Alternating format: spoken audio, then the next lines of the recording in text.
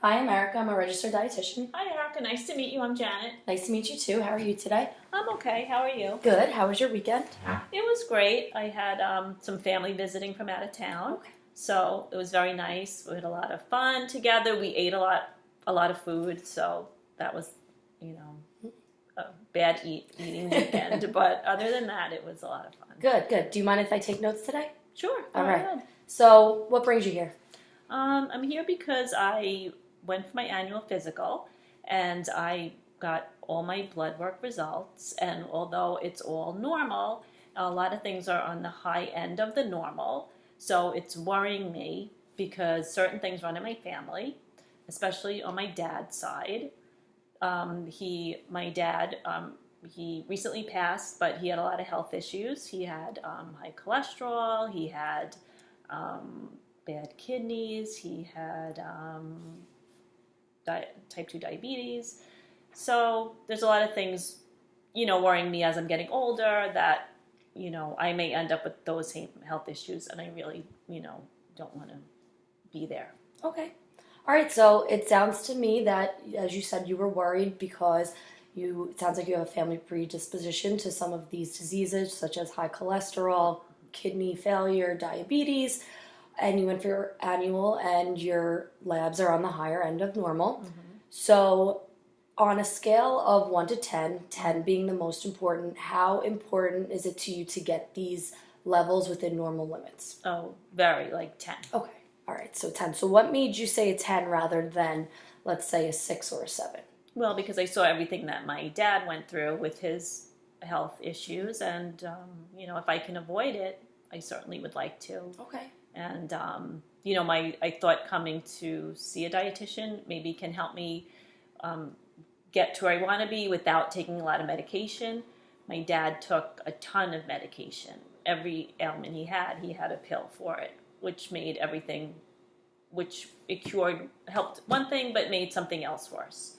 So I really rather stay out of the pharmacy if I can and do it in a more natural way. Okay, so it sounds to me that you want to go the more natural route, that, Mm-hmm. seeing somebody else going through all the medications, it kind of gave you a different perspective on things that you would want to go another route. Mm-hmm. Do you have any idea of a different kind of way that you would want to approach this? Well, I don't. I mean, I know I should be exercising regularly, and I know I should eat better, even though I don't eat terribly. But I know there's definitely room to eat more healthy, and not, Okay.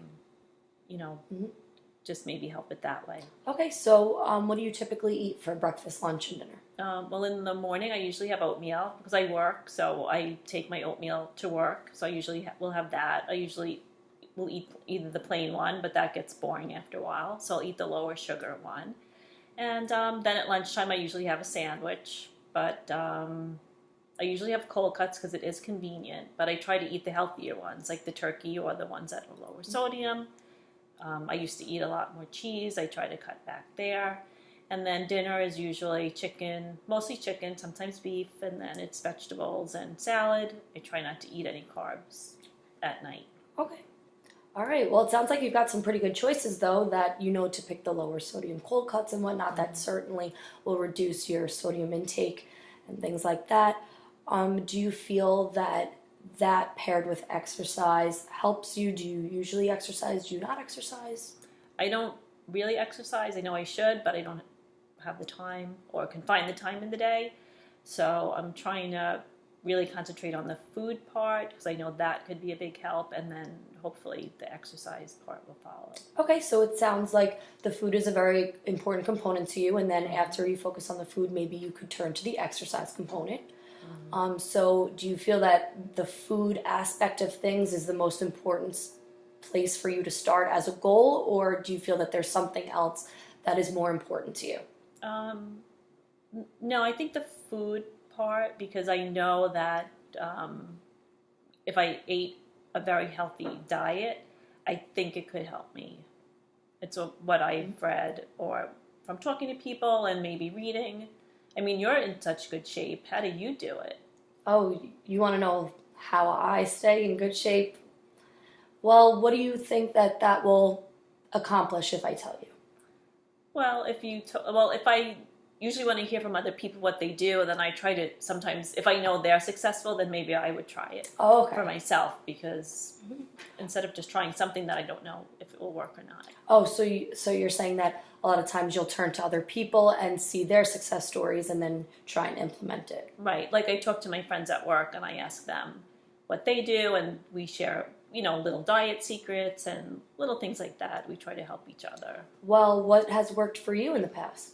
Well, I try to cut out in between snacking, so that kind of helps. But then sometimes at work it's hard, because if the day gets long or you get a little frustrated, you go to the vending machine, you get a little treat, but that's really, not the thing to do. Okay. Though we all do it. The snack cart comes around and it's hard. All right. Well, you mentioned about the snacking, and you mentioned about picking healthier options. So if you were to pick one place to start as a goal, what's the one component of food that you would want to focus on as the most important to you? Well, maybe you mean as far as like trying to maybe find foods that are lower in fat and lower in sugar, really. Okay. I guess that's my main concern at this time.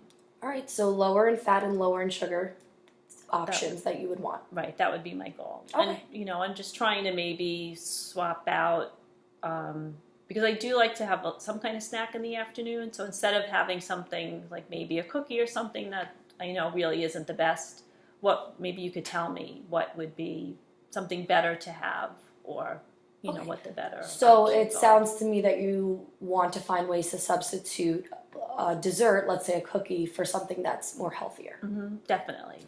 Well, I could certainly provide some of that information to you if you'd like. Mm-hmm.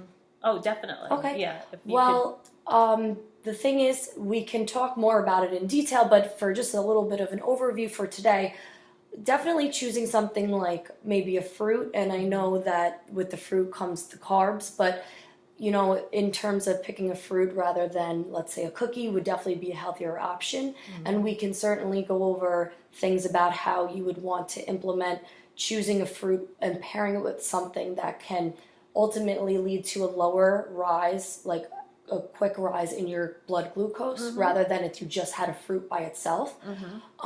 We could choose something like that, or we could choose different options, maybe sodium-free options, or maybe a lower carb option as a snack. Definitely don't cut out snacks, but we could dive more into that. Maybe we can, explore your diet individually and see what you like and what you don't like, and that we could try and pair it with something that you think would be doable.